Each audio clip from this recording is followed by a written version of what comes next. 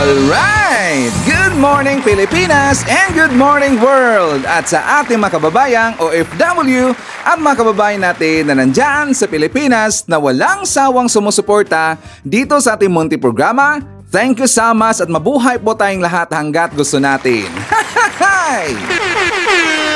Well, anyways, tuloy-tuloy lang po tayo sa tagababalita dito ng mga tamang balita at sagutin ang maling information na ipipakalat ng mga fake news peddlers ng mga anti-Marcos, lalo na doon galing sa mga fentanyl na mga vlogger bagabayan. Yes, dapat silang sagutin. Bakit? Kasi paghahayaan natin sila na lagi pong naninira araw-araw kay BBM at sa Marcos Administration sa katagal na bagabayan, akala mga paninira ay magtotoo yan sa mata ng ibang tao. So dapat silang sasagutin kasi ang bagong Pilipinas, bawal po ang mga sinungaling. At syempre, kasama niyo pa rin si Sir Ivan, ang pinakabulol na vlogger sa balat ng YouTube, pagbibigay sa inyo ng mga totoo at mga preskong balita na kinukuha natin sa ating kapitbahay na social media.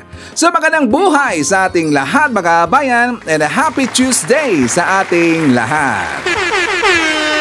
Okay, so before tayo mag-start mga kabayan, well syempre, as usual, i-checkmare natin ang mga nakapasok sa ating top 5 commenters doon sa ating last vlog. At nandito sa listahan, ang nanguna po si Ma'am Shane Sibal. Meron siyang 107 na mga comments. Nandiyan po si Maria Midasiplon. Meron siyang 68 na mga comments. Dandy Cano. Meron siyang 19 na mga comments. Nandiyan po si Divina Dicuatin. Meron siyang 18 na mga comments. Ang name na user, Orelina Barlomento. Meron siyang 11 lahat ng mga comments. Again, thank you so much po sa ating top 5 commenters. At syempre, pasalamatan rin po natin ang ating mga silent viewer dito sa ating channel. Thank you so much. At syempre, pasalamatan rin po natin ang lahat ng mga viewers na lagi pong nag-like, lagi rin pong nag-shares ng ating mga videos. Thank you so much. And also mga kababayan ko, i-acknowledge po natin ang ating po mga channel members. Nandyan si Pusong Inami, Katita Dar, Cosmo Defender, Susan Torres, Edmond Castellejo, Samuel Membrado, and Via Vivar. I-greet natin po mga suki, mga early birds at lagi pong nanguna sa pag-comment dyan sa baba sa ating comment section. Nandyan sila si Emmy Mapalad, Jovi Montero, Rosa Agonzaga, Brian Baltasar, Cesar Moron, Francisca Jolian, kasama rin po natin si Emmy Gatpandan, Jessica Wasio, nandiyan rin po si Jovelyn Ihodo, Dolores Rivana, nandiyan rin po si Maria Midasiplon, Elenita Istares, hi to Nonita Balala Utig at saka sa kanyang kasama rin po ang kanyang husband na si Justo Otig.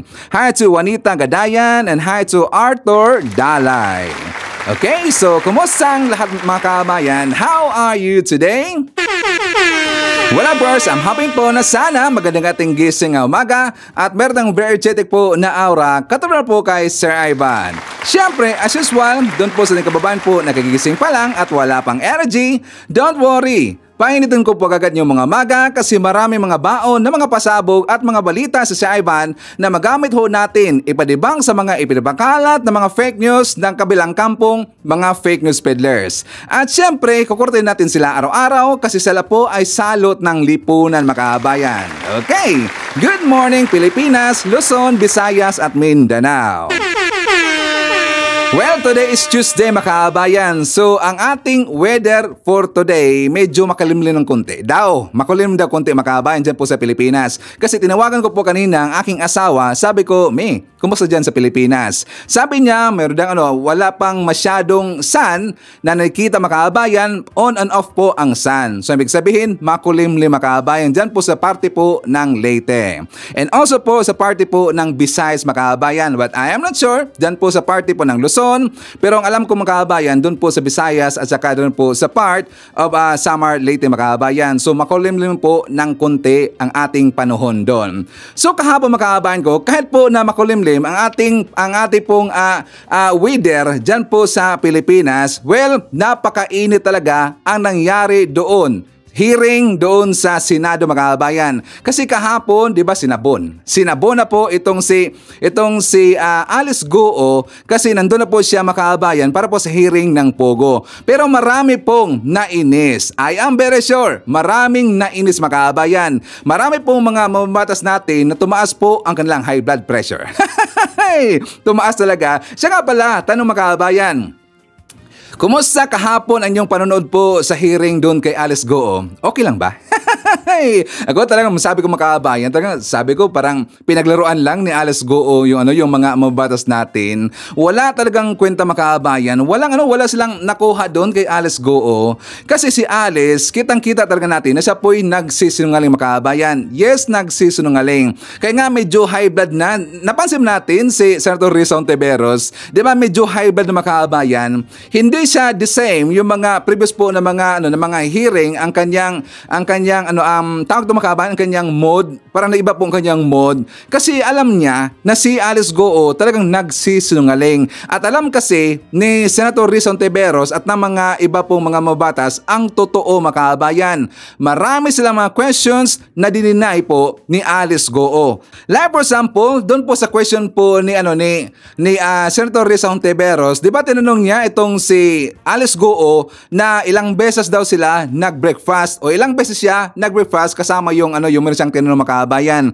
Tapos sabi po ni Alice Goo, hindi na siya nag-breakfast mga kababayan. Well, para po marika po natin aking ibig sabihin mga kababayan at saka maintindihan po ng lahat, ipakita ko muna sa inyo itong question po ni Senator Risa Hontiveros. For more details, let's watch this. Ilang beses kayo nag-breakfast? Ako po kasi hindi pa ako nagbe-breakfast. Okay, ilang beses kayo nag-lunch? O diba, hindi rin siya nagbe-breakfast mga kababayan, hindi rin siya nagbe-breakfast. Pero kung babalikan ho natin, kasi meron tayong ebidensya na itong si Alice Goo, talagang nakasanayan na po niya na mag-breakfast mga kababayan. Like for example, dito po sa kanyang vlog. Pagising ko ng maga, ang ginagawa ko, pagkatapos ko maligo, mag-ayos ng hair ko dahil mahaba, kumakain muna ako ng breakfast, pagkatapos ko mag-breakfast, saka ko lang ako nagwo-work. O diba, sinungaling. Buti na lang na naalala ko mga kababayan, ito pong si Alice Goo, meron tong vlog na sinabi niya noon, part po sa kanyang vlog na siya po'y mahilig talaga mag-breakfast. Ito pong kanyang daily routine mga kababayan. So mahilig talaga siya mag-breakfast, which is ito'y opposite. Napaka-opposite po sa kanyang sinabi at saka kanyang sagot doon po sa question po ni Senator Risa Hontiveros. Kaya nga maraming nagalit. Like for example, sample number 2. Answer Ivan. Kung malalo natin yung kanyang attorney po, si Attorney Galicia, na tungkol po doon sa siya po yung nagpanotaryo mga kababayan. So tinanong siya ng ating mamabatas, I think dalawa yata yon, 2 or 3 ba yung natanong doon? Si Jinggoy at saka itong si Senator Risa Hontiveros at saka yung sa makabayan, yung maputi imbon, kalimutan ko lang. Basta membro siya na sa isang relihiyon. Siya po nagtanong, silang tatlo nga pala ang nagtanong doon. Inulit lang makabayan kung hindi ba nakilala nila itong si Attorney Galicia. Ipakita ko sa inyo ang tanong po ni Senator Risa Hontiveros. Meron kayong interview, sinabi nyo, kilala nyo si Attorney Galicia. Madam Chair, wala po ako interview po about it po. Oh, wala daw. Sabi niya, hindi niya kilala itong si Attorney Galicia at wala rin po siyang interview mga kababayan. Actually, meron po. Yan po yung nakapost doon sa GMA po na balita mga kababayan. Ang nag-interview sa kanya, isa pong NBI. Ito po ang ating ebidensya mga kababayan. Wala namang tao doon sa Senate. Marami. Doon pa yung senator ni Ronchi siya. Hindi ba tayo? Oo. Siya alam mo. Tanong niyo na. Wala namang tao doon sa Senate. Marami. Doon pa yung senator ni Ronchi siya. Hindi ba tayo? Oo. Siya alam mo. Tanong niyo na. O, di ba? Tinanong siya ng NBI mga kababayan, meron ba daw siyang kilala na Attorney Galicia? Kilala mo? Oo, kilala ko. Diba? So doon pa lang po talagang nagsinungaling na itong si Alice Goo. Kaya maraming na-hybrid mga kababayan. Kaya tama lang po. May nakita sila. Tsaka yun po napakabigat po na ebidensya na dapat talagang i-cite in contempt ito pong si Alice Goo. And the rest, parang walang kwenta, sayang lang talaga yung panahon mga kababayan. How many hours ba na sila po sila nag-hearing? 6 hours ba yun if not mistaken? Diba parang 6 hours mga kababayan? Ang haba talaga eh. Pero ang mga sagot doon ni Alice Goo, pag ganun-ganun lang, parang pilit makabayan, pilit, saka in-invoke daw niya ang kanyang rights na hindi po niya sasagutin yung ibang mga questions. Marami kasing mga tanong doon na hindi po sinagot ni Alice Goo makabayan. Kaya nga ang kanyang attorney, ang kanyang abogado dyan sa likod makabayan, nakatulog na lang. Nakatulog na lang ang kanyang abogado dyan po sa likod, dyan po sa kanyang likuran, kasi nga siguro naisip na dito ang kanyang abogado na sinungaling naman ito. Talagang kitang-kita na dito po ang kanyang pagsisinungaling. So talagang punong-puno na po sa bash itong si Mayor Alice Goo. Bakit? Ang mga simple po na mga tanong sa kanyang makabayan, nakita na ho natin yan. Nakita na ho natin yan. Isa po sa mga sumagot noon, ito pong si Sheila Goo makabayan. Si Sheila Goo, pati po itong si Cassandra Leong. May part doon sa mga question po kay Alice Goo, sinagot na po yan sa previous po na hearing makabayan, kung saan nandun po itong si Cassandra Leong at saka itong si Sheila Goo, Lial Goo. Okay? So maraming sumakay doon, nakatawa talaga kasi nga ito po mga polpol po na mga mababatas, yung sila po, di ba nandun po si Bongo makabayan, si Bongo talagang walang kwenta talaga kasi nga pumunta na siya doon makabayan sa hearing na yon kasi gusto niya lang pong dipinsahan ito pong si Digong. Sino bang nakita noon? Nandito tayo ngayon, no? Para malaman ng katotohanan. Tandaan natin na ang katotohanan lang ang kakampi at poprotekta sa iyo, Miss Alice Goo. Huwag mo sayangin yung oportunidad na binigay sa iyo namin dito sa Senado. Just tell the truth. Yung totoo lamang po. Kasi dahil sa pagiging evasive mo noong mga nakaraan hanggang ngayon, kung ano-ano na pong mga insinuations, haka-haka, chismis at conspiracy theories ang kumakalat, marami na pong nadadamay na mga inosente, pati po si former President Duterte ay kinokonekta sa iyo. Ayoko na sana bigyan ng panahon ang mga chismis, pero since nandito ka na at cited in contempt ka na, ayaw mo rin naman sagutin ang mga tanong ng mga kasamahan ko rito, mabuti nang klaruhin mo ang iba't ibang mga aligasyon. Total, di naman ito connected sa mga kaso mo.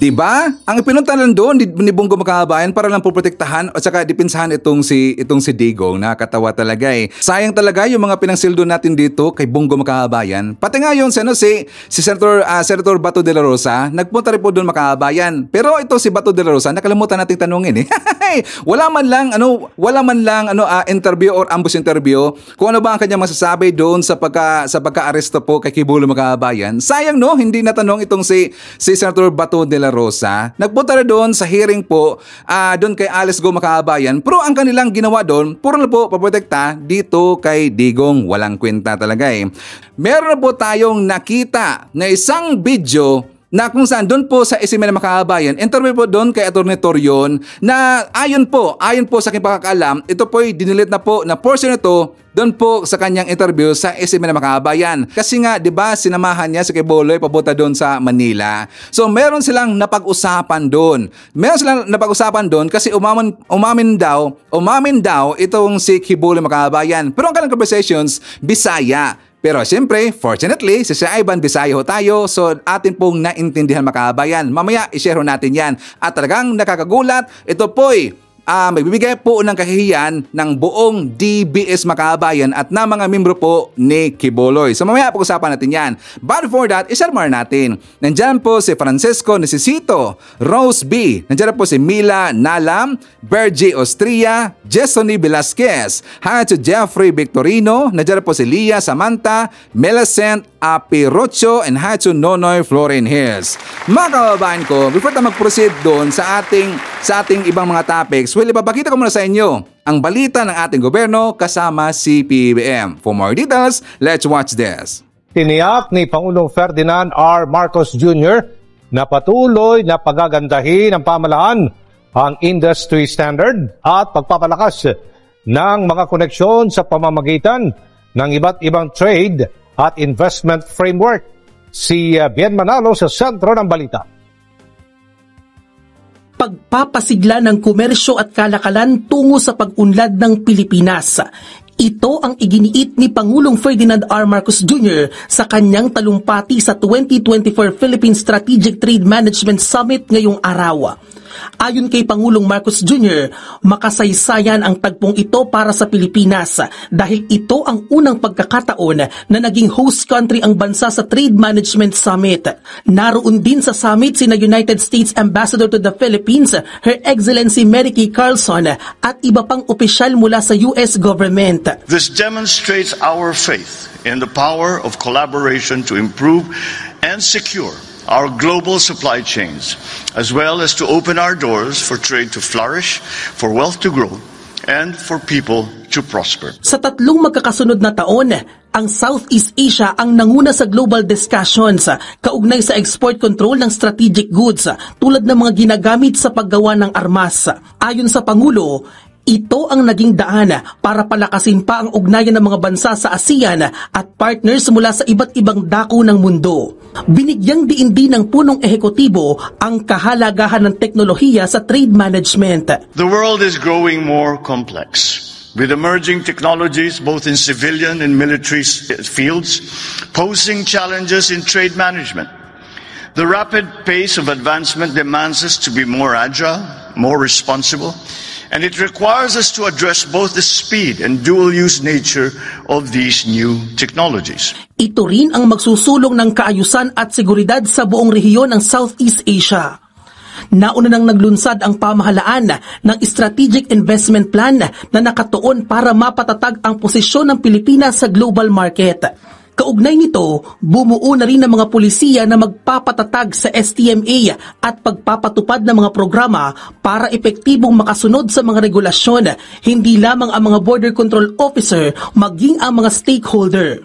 Nagsasagawa na rin ng post-authorization audit, compliance check at compliance consultation ang gobyerno sa pamamagitan ng monitoring at inspection activities. Let this occasion be a reminder to renew important conversations and to reinforce our commitment to creating what we refer to as Bagong Pilipinas, that is not only safe and secure, but filled with promising opportunities for all.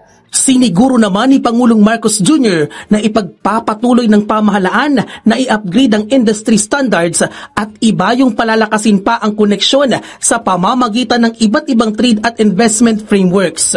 Binuksan ngayon sa publiko ang Presidential Museum na nasa Baguio Mansion House. Naroon ngayon si Alan Francisco live. Alan. Dominic, para sa mga kababayan natin diyang nagbabalak na magtungo rito sa Baguio City sa mga susunod na araw o bukas, may maaari silang maidagdag sa itinerary na maaring pasyalan. Ito ang The Mansion. Ito ang The Mansion, ang itinuturing na summer residence ng Pangulo ng Pilipinas at kanyang pamilya sa Baguio City. At ngayong araw, mismong si First Lady Lisa Marcos ang nanguna sa opening ceremony nito. Kasama niya ang anak na si William Vincent Marcos, Education Secretary Sani Angcara, Tourism Secretary Cristina Frasco, Baguio City Mayor Benamin Maghalong at iba pa. Kahit may pag-ambon, sama-sama nilang binuksan ang gate ng The Mansion, simbolo ng pagbubukas sa publiko nito. Sa The Mansion, makikita ang Presidential Museum kung saan naroon ang mga memorabilia ng mga dating naging Pangulo ng Pilipinas. Kasama rin ang kay kasalukuyang President Ferdinand R. Marcos Jr. Well, it was a good opportunity since this house was never really used. And it's a continuation of the Malacanang Heritage Mansions that we have. This is something that we would like to put in more areas so that people have that access and knowledge. Ngayong araw, sinimulan ng buksan ito sa publiko. Ayon kay Pala Social Secretary Bianca Zubel. The reason for this is we have noticed that every day mga 500 tourists are taking pictures outside the Mansion House, and on weekends it reaches up to 2,000. So we would like to open the doors so that people can come inside and take pictures inside. We are also opening the Presidential Museum here. This is so that the people can learn about their history, about the presidents. This is also very important in unification, right? We need to know about our history and our culture so that we feel one. Bukas ito araw-araw mula alas 9 ng umaga hanggang alas 5 ng hapon. Tuwing Lunes lang ito sarado. Tuesday to Sunday, we are open from 9 to 5. I recommend that you book a tour. You can book through Facebook, Instagram. We have a website. We can also take in walk-ins, but we can only take 20 people per tour. The tours are every 30 minutes. So if there is space, let's say only 15 people arrive, we can put 5 walk-ins. But it would be better to book a tour. This is all free, so no charge. May paalala lang sa mga pupunta rito na sumunod sa mga panuntunan at maging responsable. Ayon naman kay Tourism Secretary Cristina Frasco, malaki ang matutulong ng The Mansion sa turismo at ekonomiya ng Baguio City. Well, unang-una, pinapasalamatan natin yung ating Presidente, Ferdinand R. Marcos Jr., and of course, our beloved First Lady, Luis Araneta Marcos, for this most significant and impactful project, the restoration and the opening up to the public of this very beautiful piece of Philippine heritage and history. Naabutan nga namin ang magnanay na ito mula sa La Trinidad Benguet na nag-e-enjoy sa pag-iikot sa tourist spot. So sana ang The Mansion ay i-open pa ito sa mga mag-aaral para mas matuto sila, mas may malaman sila tungkol sa mga naging presidente ng bansa. Habang si Rome naman, tiwalang lahat ng Pinoy, anuman ang katayuan sa buhay o edad, magandang magpunta rito. I'm surprised that when I got here, I saw that all presidents are being honored, and because of that, the history is preserved, and their achievements and their legacies of each president. So it's very educational as well, not just for adults but also for children, and it's also preserving history and our cultural identity. It can also inspire people because of the achievements of the presidents. Okay, so palapakan naman natin si PBBM Makabayan at si Efelisa and also ang Marcos Administration. Kasi dito po sa ginawa po ng mga proyekto ni PBBM, ginawa po niya ng mga hakbang para po mapaunlad pa ang bansang Pilipinas. Mga anti-Marcos na nandito. Nakikita nyo na po ang mga tinatrabaho po ng ating Pangulong PBBM at saka ang ating First Lady. Yan po taliwas po sa inyo mga sinasabi na wala silang ginagawa. Puro lang party-party. Napaka-busy po yung dalawa na yan. Napaka-busy po ni PBBM at si Efelisa para pa mapaunlad po ang bansang Pilipinas, para rin po mapaunlad pa ang ekonomiya sa Pilipinas. Okay, so again, palapakan natin po ang first couple Makabayan. So anyways, siya pala Makabayan. Dito po sa ating mga sa ating mga viewers ng mga anti-Marcos at sa mga DBS, alam niyo Makabayan kung bakit lagi akong nalilate po sa pag-upload?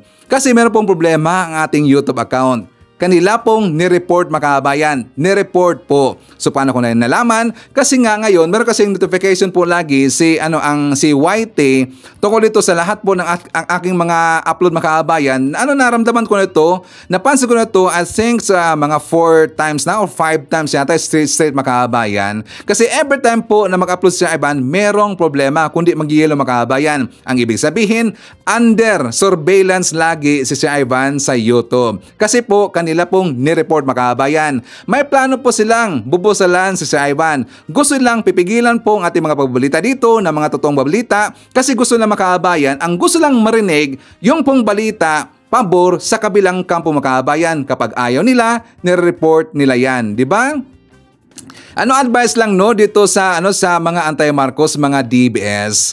Nakita nyo na ba or narinig nyo na ba sa Ivan na iniingganyo ko dito aking mga viewers na i-report po yung mga account ng inyong mga kalyado? Narinig nyo ba sa Ivan? Diba wala po? Kasi kami po'y lumalaban dito ng batas. Wala po sa aming bokabularyo na i-report po ang mga YouTube account or Facebook account po ng inyong mga kalyado. Wala pong ganon. Wala po yan sa bokabularyo po ni Sir Ivan. Ay ko ng ganon. Kasi gusto namin dito, lumalaban ho kami ng patas. Nagbabalita na po kami dito ng tama. Nagbabalita lang po kami dito kung ano po aming nakikitang ginagawa po ng aming Pangulo. Aming Pangulo na si PBBM. Sa aming pong First Lady. Iba na balita ho yan sa Ivan. So kung sa tingin ninyo na meron pong nabalita dito sa Ivan na sa tingin ninyo na fake news yun, well, mag-comment lang sa baba. Mag-comment kayo, kontrahin ninyo ang aking argumento dito, okay? So walang ganun yung i-report ninyo, pangit ng ganyan eh.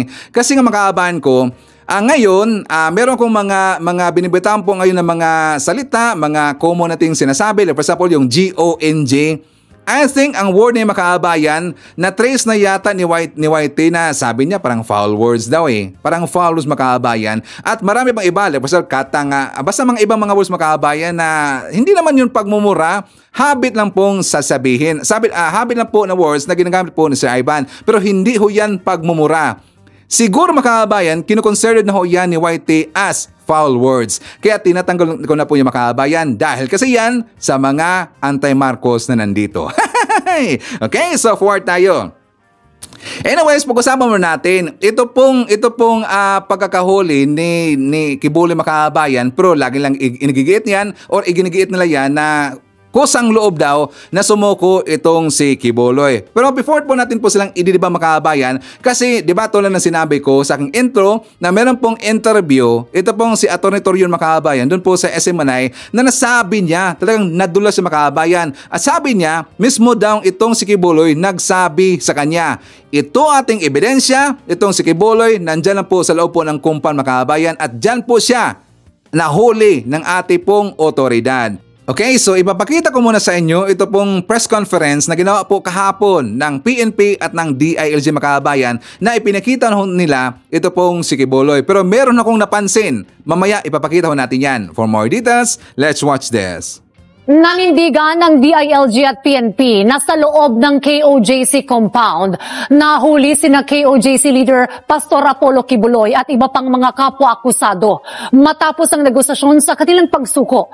Nangyari umano ang surrender failure ng paligiran na ng mga pulis ang isang partikular na gusali sa loob ng compound.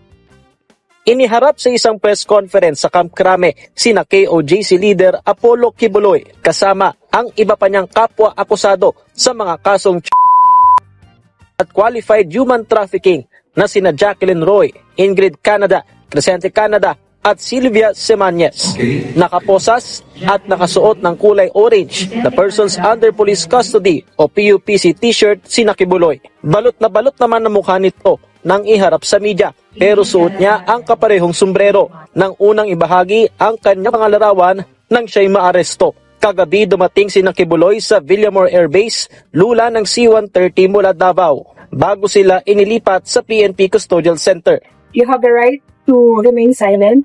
Binasahan si Kibuloy ng Miranda rights, kaugnay ng kanilang mga kaso at isinailalim sa medical examination. Ayon sa DILG at PNP, na-corner na ng mga otoridad sa KOJC compound si Kibuloy, kaya't napilitan silang sumuko. Hindi rin daw totoo na sa labas ng compound nang galing si Kibuloy. Nasa labas ka na, tumakas ka na. Ang tagal yung sinasabing hindi siya magpapahuli, hindi ba? Why do you have to go inside? Di ba? At pangatlo, nahuli siya doon mismo sa loob. No? Andito isang PNP na kasama natin, si ating PNP dito.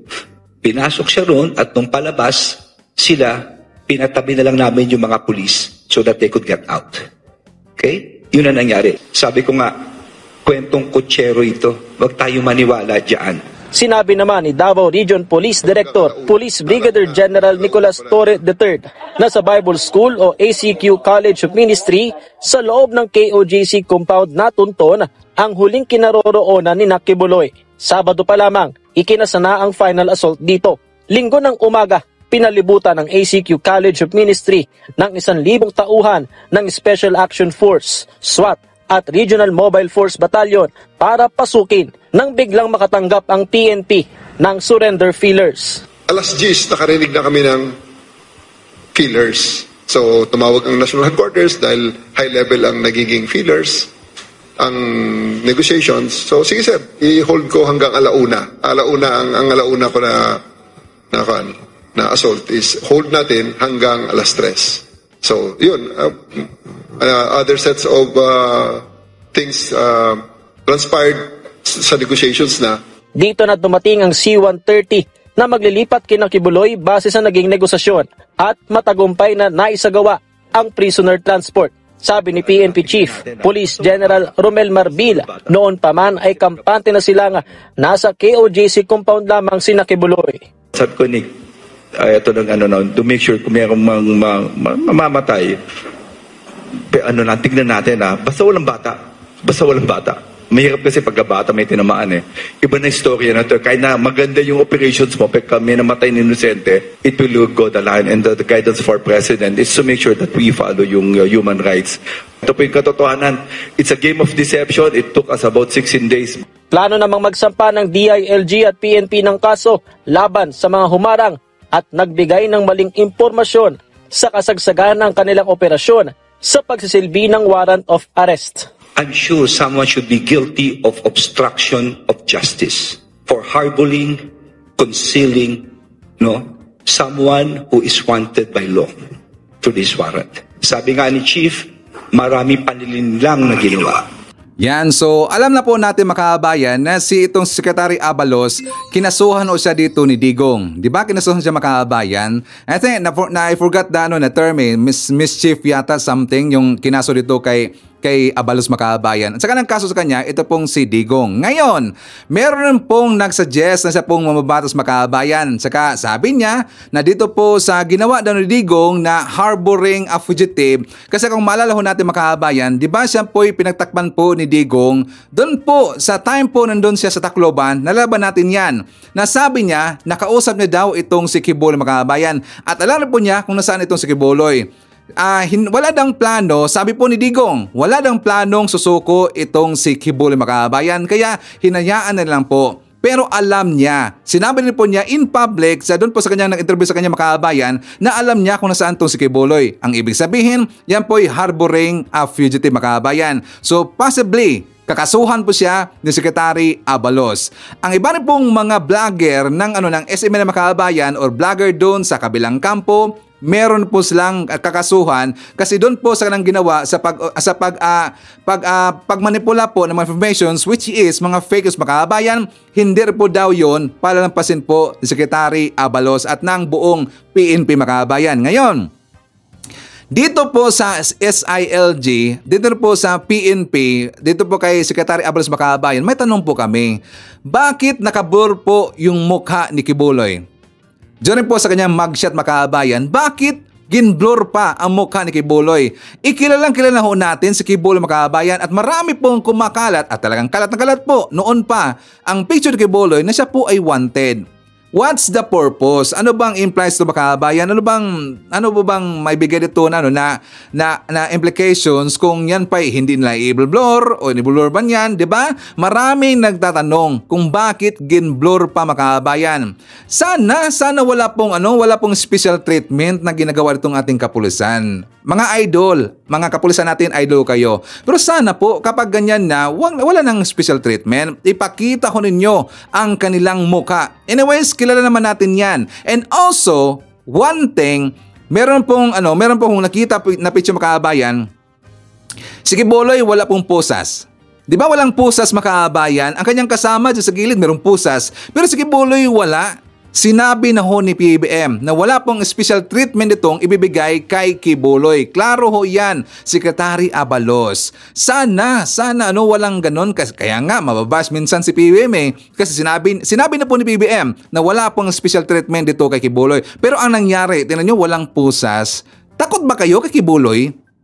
Di ba Makabayan? Correct ba siya, Ivan? Di ba sana kung kanyang kasama, pinusasan, dapat rin po si Kibuloy may pusas. Kung walang pusas sa kanya, si Kibuloy, dapat wala na pong pusas ang kasama para maging fair Makabayan. Sana ganun po Secretary Abalos. Pero siyempre, idol kayo ni si Ivan. Don't worry. Pero sana, kahit kunting consideration lang, wag ganun. Ipakita natin ang mukha, lahat ng mugshot para maging fair. Para makilala po, para makita po ng taong bayan kung sino yung wanted na yan at sino po yung manyak.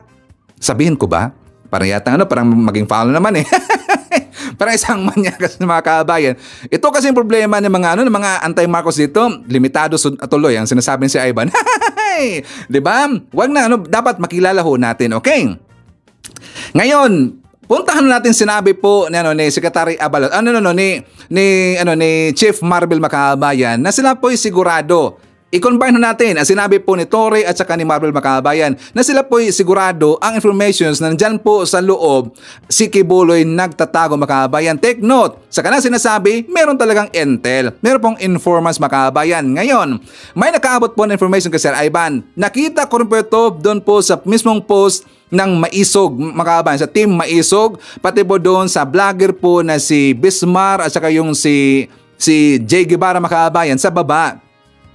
Handang-handa daw magbibigay po ng pabuya ng 20 million di umano, sabi nila 20 million pesos kung sino dang makapagbigay dito, kung sino yung informant ng ating kapulisan nandyan po sa loob po ng compound at saka membro po ng KOJC Makabayan. Yan ngayon ang kumakalat. Kung mayroong kumakalat ngayon, ulit na po natin, handa daw silang magbigay po ng pabuya Makabayan, 20 million pesos kung sino makapagbigay ito ng pangalan, kung sino yung contact ng PNP, nandyan po kasama nila as a KOJC members Makabayan. Pinaghahanap na ho nila. At saka siyempre, nag-iingat rin po yung informant dyan sa loob Makabayan. Hindi niya sinasabi kaagad ang correct po na details as in on the spot Makabayan kasi yan po'y matitrace kaagad po ni Kibuloy or matitrace ho yan ng kanilang mga membro. Diba? Magiging obvious Makabayan. Sabihin nila, bakit alam na alam kaagad ng kapulisan natin? Bakit alam nila kung saan pupunta si Kibuloy? Saan hanapin si Kibuloy? Kaya ganun po ang ginawa siguro ng ating informant, ang informant po ng PNP dyan po sa loob po ng KOJC. Hindi po direct na details as in accurate po na details kundi mga pahapyaw Makabayan. At saka doon lang and after that siguro for how many hours, how many days na po sasabihin niya na ito po, nandito po itong si Kibuloy. Hindi po laging nagkukontak Makabayan para iwas kasi yan. Para iwas po pusoy. Para hindi po kagad po matrace Makabayan kasi nga obvious na obvious kapag seconds, minutes, hours, ang mga ginagawa po dyan sa loob, malalaman kagad po ng PNP. So, iniwasan nyo Makabayan, di ba? So, handa pa lang mabigay silang pabuya Makabayan. Ngayon, sasagutin ho natin ito pong mga questions, itong question po ng ating kaibigan na si La Solidaridad Makabayan. Sabi niya, saan ba galing? Saan ba galing yung news na galing kabundukan at bumaba para sumuko si Kibuloy? Fake news na naman ang mga DDSHIT Makabayan. Pero nabasa ko talaga yan. Di ba ipinakalat po ng balita, ipinakalat po ng kabilang kampo na si Kibuloy hindi daw sumuko dyan po sa loob po ng compound Makabayan. Kasi sabi nila na galing daw itong si Kibuloy sa North Cotabato. From Cotabato, bumaba po sa bundok Makabayan at saka dumiretso doon sa kasandaluhan, doon po malapit sa hangar Makabayan. Una, sino nakita mo sa Ivan? Ito pong si Crescent. Si Crescent Lorita Cho Makabayan. Kasi unang post niya, sabi niya, here's my theory. As a writer, or if I were writing the story, hindi sa ilalim ng lupa. Sa mountain niya, siya nagtago. He owns a mountain retreat called Tamayong. It could be there or some other nearby mountains. Davao is full of them. Bakit? Nangitim daw si Pastor Kibuloy Makabayan. If for 2 weeks, you are hidden in a bunker, you will be pale with dark circles under your eyes. At marami siyang sinabi Makabayan. And also, isa na po sa napakalat niyan, ito pong si Sas Makabayan, meron siyang nirepost galing po sa account na Presidential Tracker. Sabi dito, ang GMA News daw ay nagbabalita ng hindi tama. Ang kanilang balita tungkol kay Pastor Kibuloy ay isang fake news daw. Lahat ng mga binalita ng ating mainstream media Makabayan, mga fake news daw. Sabi dito, hindi po siya nahuli ng PNP or DILG at wala po siya sa KOJC compound. Ito po ang katotohanan. Sabi niya, nirepost ito ni Sas Makabayan, Pastor Apollo Kibuloy traveled from North Cotabato accompanied by an Army Intelligence Officer, used an access road leading to the KOJC hangar next to the old airport where he surrendered to ISAF Chief Major General Edmundo Peralta on Sunday, September 8. He did not surrender inside the KOJC compound, which was closely guarded by hundreds of police officers. Tsaka marami pang napakala niya Makabayan. Ito rin pong account na mahalin natin ng Pilipinas. Sabi niya, habang naghukay si Torre sa KOJC compound, nasa bundok daw itong si Kibuloy Makabayan. Nag-iisip ng mabuti kung ano ang dapat gawin. Mas minabuti niyang sumurrender dahil ayaw na niyang madagdagan pa ang human rights violations ng PNP laban sa mga KOJC members. He is now ready to face the music kaya bumaba na ng bundok. Exciting times ahead. Meron silang ginagamit ngayon ng word mga kabayan. Napansin mo natin, nag-viral ngayon na word po na hashtag exciting times ahead. Ito daw ang start mga kabayan. Kaya nga pinagtatawanan ko exciting times ahead. O nga, exciting times ahead kasi nga ang next dito, ito pong si Digong mga kabayan. Itong si Digong, pati po yung si Tebes at saka si Bantag. Kaya exciting times ahead mga kabayan. Ngayon, i-debunk ho natin yan. Gagamitin natin po ang post or ang video ni Atty. Torion. Kung hindi man kayo maniniwala sa sinasabi po ni Chief Marbel, kung hindi man kayo naniniwala po sa sinabi po ni Secretary Abalos or ni Torre, well, gagamitin natin po itong interview ni Torion mga kabayan. Pero ito po yung Bisaya, pero i-convert ho natin, okay? Amazing. Yung sinabi nga niya sa akin, Torne, Binisaya man good, no? In Bisaya. Wani ko ka anto sa ako ang mga followers in town ba, no? So di bali ko sulod dito niya. Uban wa man kita nako. Okay, doon po sa kanyang sinabi mga kabayan, sa hindi po nakakintindi po ng tagaan ng Bisaya, sabi daw ni Kibuloy sa kanya, sabi niya, Attorney, hindi ko na kaya tingnan po aking mga followers kasi nag-suffer mga kabayan, hindi niya kayang tingnan ang kanyang followers. Kaya siya daw ay lumabas mga kabayan. Pero bumalik daw siya sa loob. Bumalik lang daw siya sa loob. Ano yung kita si mga pastor? Hindi man nila ako. Pero yung iba, nakakita sa akin, no? Sabi daw ni Kibuloy mga kabayan, lumabas siya, hindi na siya nakita po ng ating kapulisan. Lumabas siya, hindi siya nakita ng ating kapulisan. Pero ang iba, nakita daw siya mga kabayan. Nakita daw si Kibuloy ng iba. Siguro hindi siya namukhaan dito, meron sigurong takip po ang kanyang mukha mga kabayan. Pero yan po daw ay sabi ni Kibuloy. Nasa loob lang po siya. Nakausap niya itong si mga kabayan, itong si Torion. Ginawa yan, pastor. Inaliman ka. 5,000 ka buhok pulis, nangita na ko, wagid sila kita na ko. So sabi niya, tingnan mo, 5,000 po lahat ng kapulisan natin at hindi po nakita itong si Kibuloy. Sabi niya, 5,000 lahat ng mga pulis pero hindi ako nakita. Kaya bumalik lang daw siya sa loob mga kabayan. Katawa mi, no? Kung lagi, pastor, usama sa tunin mo nga, nisug kagbalik. Bot po lagi, ano, man po ko nila kit. Tumawa lang daw siya makabayan, kaya bumalik na siya sa loob. So sabi po ni Torion na tinanong niya itong si Kibuloy, paano mo nagawa yun, pastor? Hindi ka nakita ng ating kapulisan? Siya, hindi ko alam, basta ganun lang, hindi siya na nakita daw makabayan. No? O, yun ating ebidensya, haters. Ito yung ebidensya po natin, mga anti-Marcos, mga membro po ni Kibuloy, mga vlogger po ni Kibuloy na mga fake news. Ito na ho mismo nagsabi si Torion na nandyan lang po siya sa loob, nagpalibot-libot ng mga kabayan. Diyan lang po siya sa loob. Ang ibig sabihin, diyan po siya nakita or nadakip. Itong si Kibuloy, hindi po siya kusang loob po na sumurrender mga kabayan, kundi siya po ay na-corner na dito. Sa totoo po yung sinabi po ni PBM. Ako po agree kay PBM kasi nga 'di ba nagdagdag po ng tauhan itong si Turi makabayan. So nung nakita siguro ni Kibuloy na ang dami na, so sobra na talaga, at saka napalibutan na po yung Bible building makabayan, yung Bible studies na building ho nila, napalibutan yon kasi nga ayon po ng informant, nandyan talaga sa loob po itong si Kibuloy. So siya po ay no choice, kaya siya po ay lumabas makabayan. So ipakita ko muna sa inyo. Ito pong sinabi po ni PBM. Pero ganitong iniisip mo, hindi siya lilitaw kung hindi namin sinabi ng gusto. Ang pagkakaintindi ko, ang pag-surrender, pag sinabing surrender, I don't know, maybe the legalist can explain this. Pero ngunit ang pagkaintindi ko, ang surrender, kapag wanted ka, ang surrender, pupunta ka sa police station o sa, sa prosecutor, I don't know kung saan. Sabihin, kung official authority, sasabihin, nagsusurrender na ako. Alam ko may court order na, may arrest order na ako, kaya magsusurrender na ako. Hindi ganyan yung nangyari. Ang nangyari, napilitan siyang lumabas dahil malapit na ang pulis sa kanya. To his credit, ang sabi niya, yung mga follower niya, magpapakamatay para sa kanya. At ayaw niyang mangyari yun. So to his credit, he was still displaying a modicum of leadership to his followers. Kaya naman, again, I will stress, it was a very, how do we say, involved police action, augmented by the AFP, augmented by the civilian arms of government,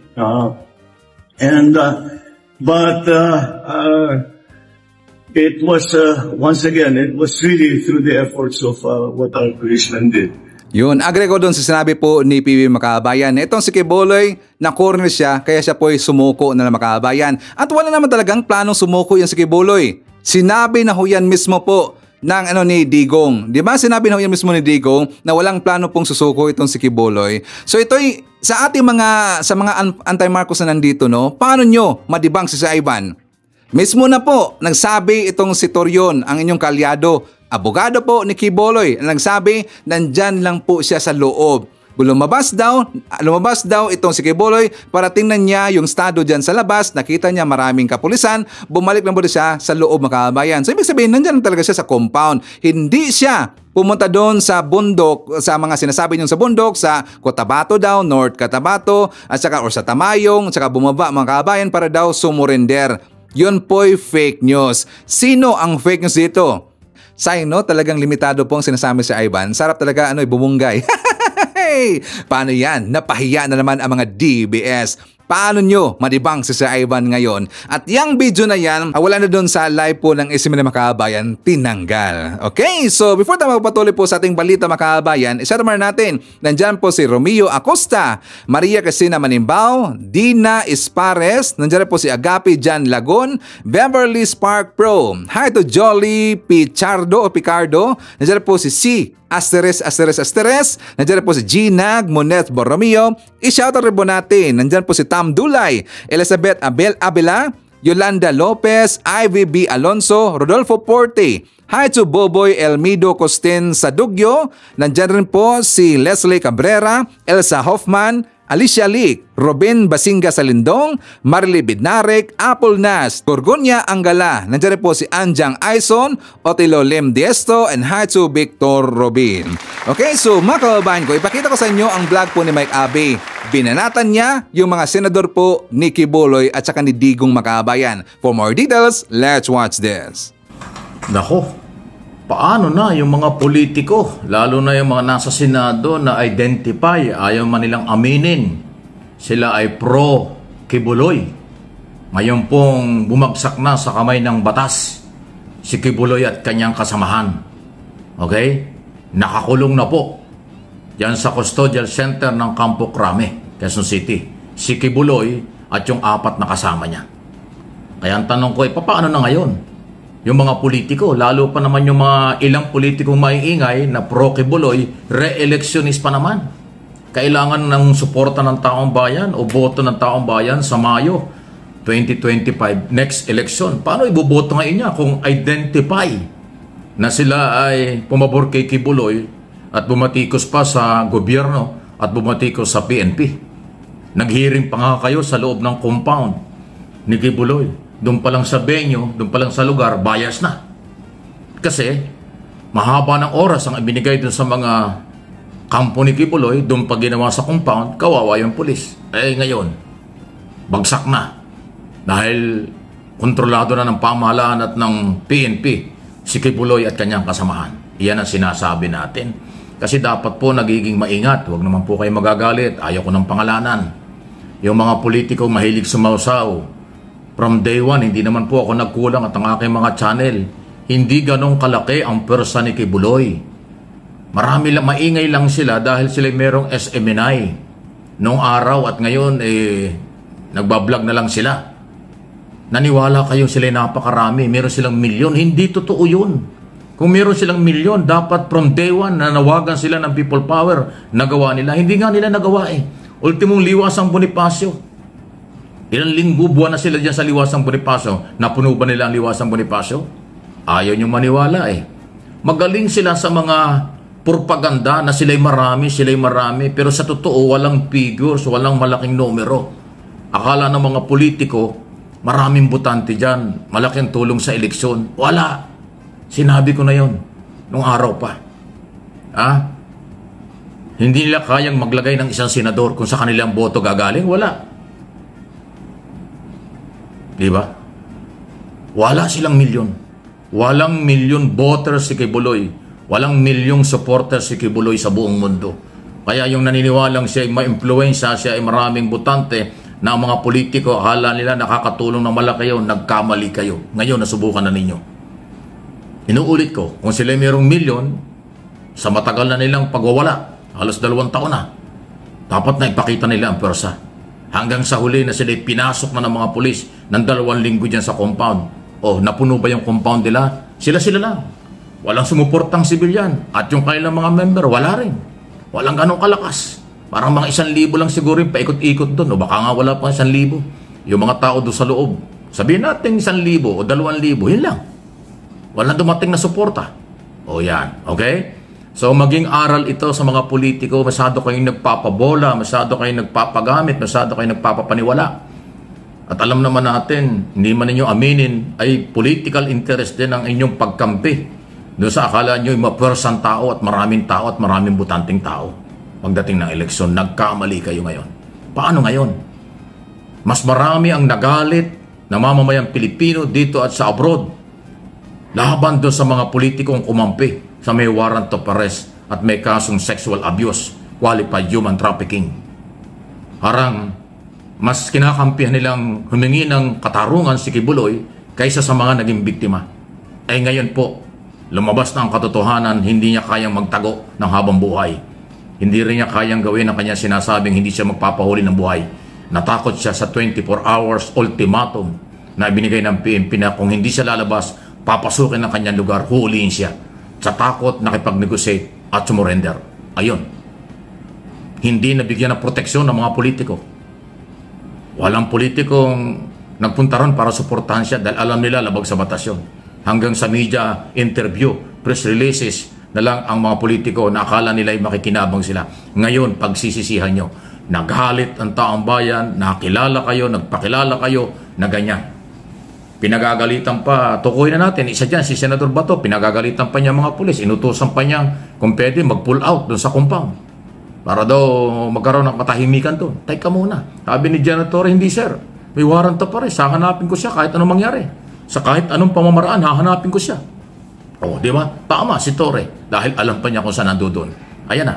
Nagkaroon na ng katuparan. Sabit si Batoron. Doon lang sa hearing, bias na bias. Doon sa venue, bias na. Kasi ba't doon ginawa ang hearing? Doon sa napakahabang presentation, mas mahabang ibinigay na oras sa kampo ni Kibuloy at ng Kingdom of Jesus Christ kaysa maiksing oras na ibinigay sa PNP. Naku, Senator Bato, alam ang taong bayan kasi live yan. Nasira ka dito. Ewan ko kung paano ka makaka-recover. Ang masakit nito mag-i-eleksyon sa Mayo. Baka yung galit ng tao makalimutan ka sa Mayo. Hindi lang makalimutan, baka ikampanya pa nila sa kailang mga kaibigan, huwag kang iboto dahil lumantad ka, nakilala ka. At yung iba pa mga senador. Lalo na si Robin Padilla, tukoy na rin natin. Hindi man re-electionist yan, pero hanggang 2028, hindi makalimutan ng tao yung kanilang mga ginawa. Ayan. Okay? Ako nga, ang tanong ko nga dyan bakit ba pinayagan ni Escudero? Bakit ba pinayagan ni Senate President Escudero na mag-hearing si Bato dyan sa Davao nung Friday? Na alam naman natin, lugar pa lang hindi na magiging parehas. Hindi ko alam kung bakit pinayagan niya ni Senate President.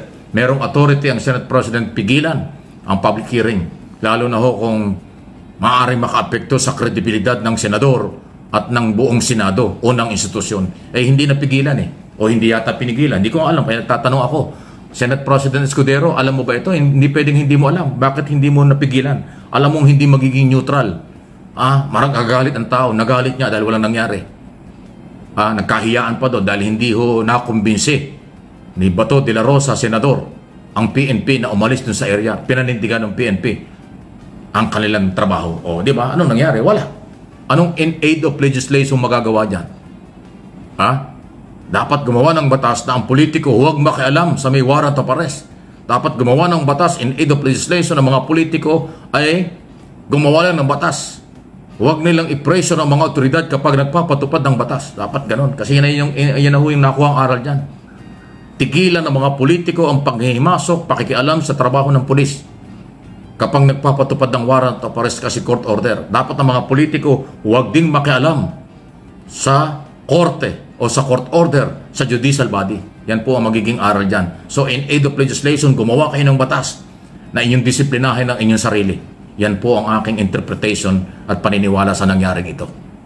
Masyado ho kayong lumutang, nagpakilala kayo, kahit na from day one, alam naman ninyong mali, alam niyo sasabit, pinanindigan nyo dahil akala nyo mananalo kayo at magtatagumpay kayo. Ngayon, bolyaso lahat ang nakisawsaw na politiko. Di bali ang media, ang social media, trabaho namin, ihayag, lalo na ako, ang ihayag ang lahat ng mga balita. Kung ano ang inyong ginagawa, ano ang paggalaw ng batas, ano ang galaw ng law enforcement agency, at sa ngayon ang buong estado nanalo, ang buong estado sa pagtutulungan ng gobyernong national at local, walang local na tumulong, ang national, police at military at intelligence community, nagtagumpay sila. Bumagsak sa kamay ng batas si Kibuloy at kanyang kasamahan.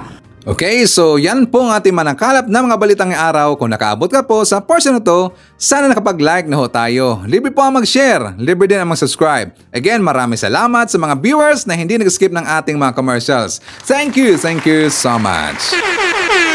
At before natin tatapusin ating programa ngayong araw, sana sabayan nyo si Sir Ivan para sa ating live messaging prayer. Panginoon, naway samahan mo po akong lumakad. Gabayan ako sa lahat ng katotohanan at bigyan mo po ako ng lakas sa aking kahinaan, pag-asa sa aking pagkabigo at kagalakan sa aking pasakit. Ano man ang mangyari sa buhay, mangyaring hayaan akong maunawaan ang iyong mga intensyon sa likod nito. Hindi sisihin o mamaliing intindihin ka at maniwala na dapat mayroong iyong perpektong plano sa likod nito. Ngayong araw, nais kong hanapin ang iyong mukha sa aking buhay at magsalita at kumilos ayon sa iyong kalooban upang luwalhatiin ang iyong pangalan. Idinadalangin ko ito sa pangalan nating Panginoong Jesucristo. Amen. So maraming salamat mga kababayan, and I hope to see you again on my next video.